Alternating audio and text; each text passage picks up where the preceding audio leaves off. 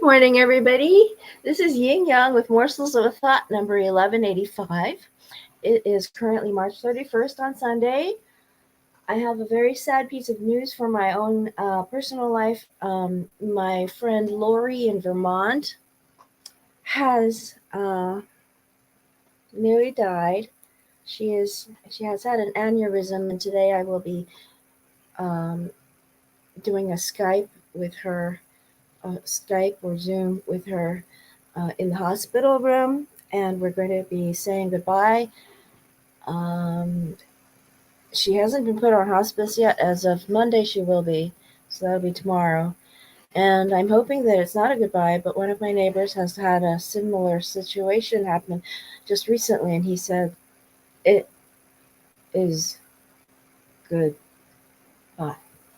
So I am detaching myself and just trying to be stoic about it. That's my brand pretty soon. Um, Plus the stupid little little rascal here. Um, this is Firazia Fatima, and apparently she only shows up if she's right next to the black background. she, Thank you, dear. Okay, she's gonna jump back up. Watch. Oh my gosh, there she goes again. All right, so today we're going through Grass Soup. This is a book by Zhang Xianliang, and no matter what I did, I could not get the whole book to show up in a photo until I put it sideways. So here it is, Sideways, Grass Soup by Zhang Xianliang, and if you are able to make it out, there is a piece of grass, like real, actual grass, um, in the photo, in the picture depicted here, because that's what they ate for 4 years. How many years was that? My own uncle had been in one of those communes, and he said all they had was rice and cabbage, and at most they maybe pork, but that was because they were Muslim, and the holders there were trying to get them to not eat. I mean, to eat something that was forbidden in their religion. So my uncle nearly starved. He ate only rice and cabbage for all those years, and he looked very skinny. He looked like he was unreal skinny, the skin and bones. And you just looked at him and thought he's gonna fall apart anytime. He's stacked on stacks, and he's very skinny and like an upward stick, and just so like a piece of grass almost, really, and but not that stable. So okay, Fatima, please go there. Thank you, Fatima. Please go there. Oh, okay. Well, I bought this book used, um, and I couldn't find the new one. I had one that was new by the same author, Getting Used to Dying. Half of Man is Woman. 2 books. Grass Soup, Zhang Xianliang, translated from the Chinese by Martha Avery. David R. Godine, publisher, Boston, DRG. This is his logo. Oh, you can't see it. Oh, you can't see it. Oh my gosh, you can't see it. Okay, well, there it was. Okay, anyway. So, here we go. Oh, for the brief moment, I have to turn down something on my stove. I'm sorry. Okay. Ay, ay, ay. Shoot. Okay. Okay. Okay. Oh my god. Oh my god. Oh my god. Wow. I'm so sorry. Okay. Wow. I smelled something, and that's unusual for me. Martha Avery has an introduction. She said, okay, first it was 895.1, section C, in the library. Sometimes they have a section in the library. You can see it like that, right there. Okay. I don't want to bring it closer because it disappears. It just disappears. So, anyway. The first published in 1995 by David R. Godine, Publisher, Inc. Box 9103, Lincoln, Massachusetts 01773. Copyright 1993 by Zhang, Xianliang. Translation copyright by 1994 by Martha Avery. Originally published in Chinese in 1992 as 烦恼就是智慧 by Xiao Shuo Jie, and in English by Martin Secker and Warburg Limited, London, in 1994. Okay, 烦恼就是智慧。烦恼 means 烦恼 means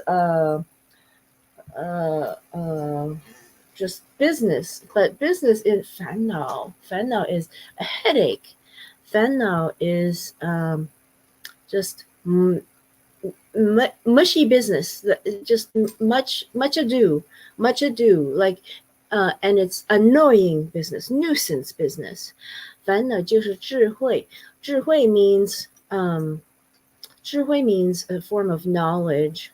Okay, so I got that word wrong the other day. It's not it's 慧.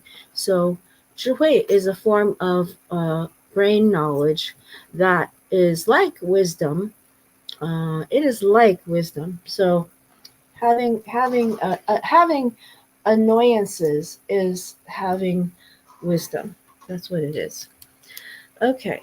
All rights reserved. No parts of this book may be used or reproduced in any manner whatsoever without written permission, except in the case of brief quotations embodied in critical articles and reviews. Library of Congress cataloging in publication data. Zhang, Xianliang. Wait, I sure wrote it wrong. 烦恼就是智慧 English. Grass Soup.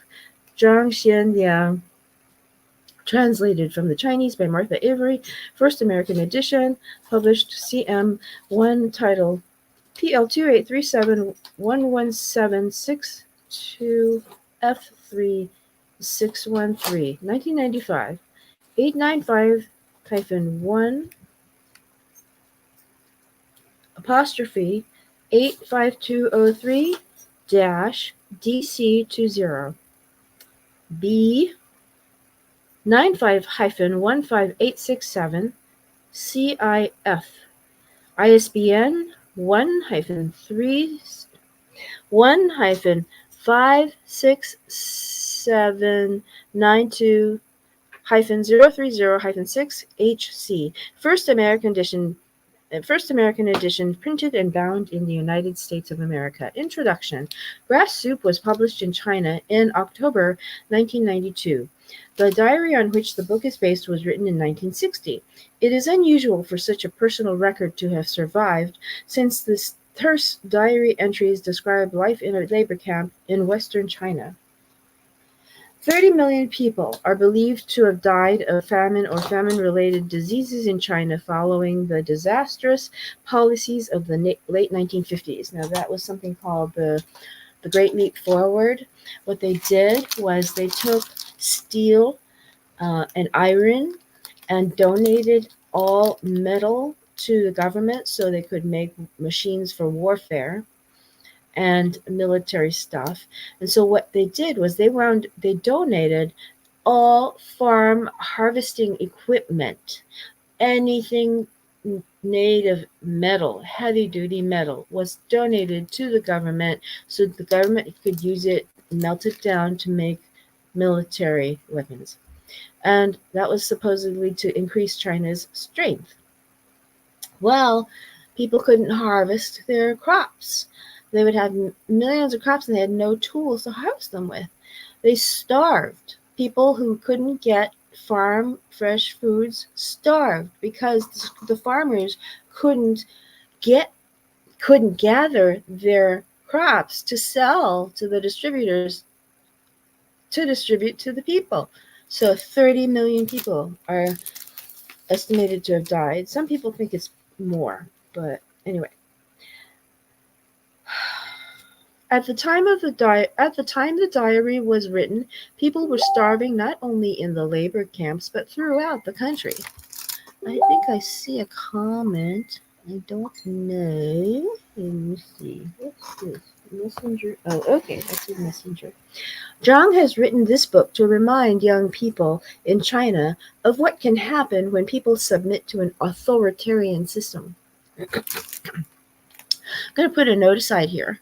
In the United States of America right now, we have a problem with our election being that we have two choices. One is a candidate who is going to do what his party does. The other is a candidate who is planning to subvert the democracy and turn it into an authoritarian system. I just wanted to make a note of that. The political situation, this is Zhang Xianliang. The political situation is now changing, but he is concerned that many have this is Martha Avery. The political situation is now changing, but he is concerned that many have forgotten what such a system can do to its people. He is afraid of the fact that most of China's population has been raised on communist thinking, which he defines as the idea that if you have more than I do, part of what you have rightfully belongs to me. Combined with ignorant acceptance of authoritarian leaders, this is not a formula for an open democratic China. Zhang believes that if hard times come, this policy could easily reassert itself again with disastrous consequences. Yet he also believes that wisdom can come from extreme hardship. Oh, that's what it is. Extreme hardship is wisdom. There we go. 烦恼就是智慧. 烦恼 is hardship. Thank you. Thank you. I couldn't remember what word. Anyhow, Martha Avery says, this is the meaning of the Buddhist saying that forms the original title of the book. China has been through hell and is now reaching for the future. His own example shows that it is possible to keep one's humanity in the face of terrible privation. Zhang writes with humor and irony, and his message is one of hope. He believes in and he writes in for the future. That's Martha Avery. Now I know what it says. 烦恼就是智慧. Extreme hardship is wisdom. Interesting. Okay, so there we got the title. I'm sorry we didn't get very far, but that's the beginning of the book. We're reading this on Sundays. It is a Sunday series. We've been waiting for this book for a very long time, since before we read Our Town, and I'm sorry it took me so long to find it. Finding it meant I had to dig through some files and papers, which wasn't too easy. Oh my gosh. Okay, so anyway, I will talk to you again later. I hope this was fun, entertaining, and informative, and inspiring, I hope. I don't guarantee all four, but at least one at a time. Okay, I'll see you tomorrow. Old Kinderhook. Bye bye.